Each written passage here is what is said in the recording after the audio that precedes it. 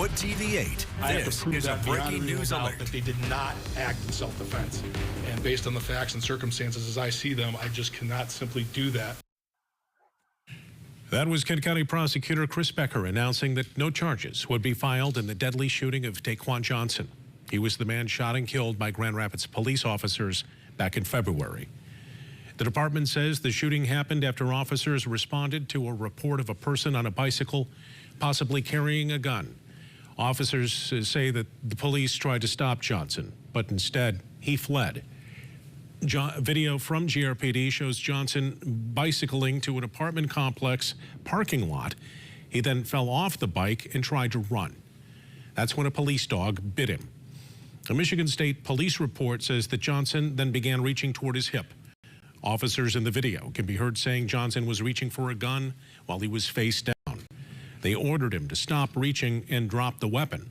Seconds later, they opened fire. Johnson was taken to the hospital where he died.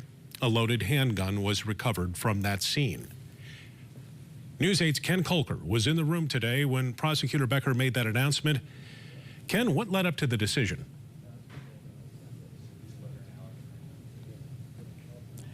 Well, as Prosecutor Chris Becker was here at the state police headquarters in Walker, Daquan Johnson's family was waiting outside. They were not allowed in.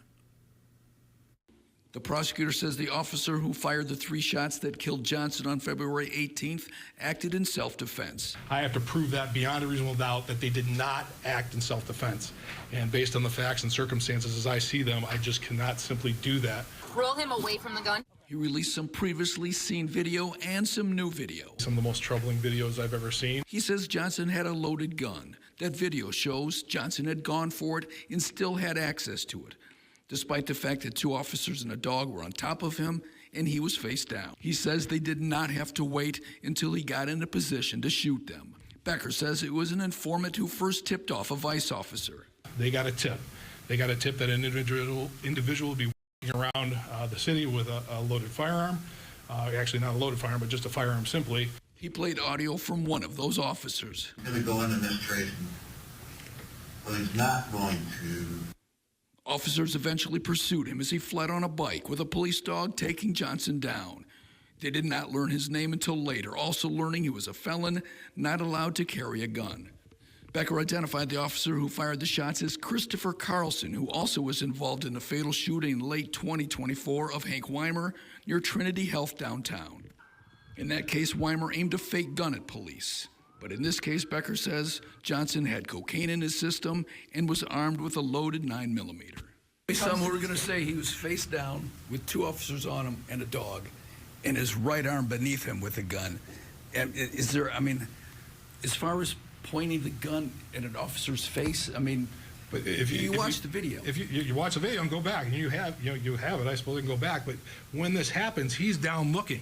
I mean, the officer's trying to arrest him, and when he sees the gun is when he's bent over looking at him. So we don't have a good shot of that. But at the time when he's the only one bent over looking at it, that's when the gun was pointed. We're not saying he pointed it right before this happened, but from the officer's view, he clearly saw that gun, and that's why you see the hop, and he jumps up and rearms himself.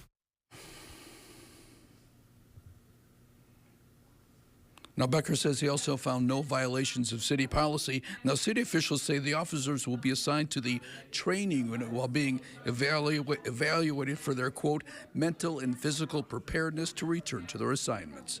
Live in Walker, Ken Kolker, News 8.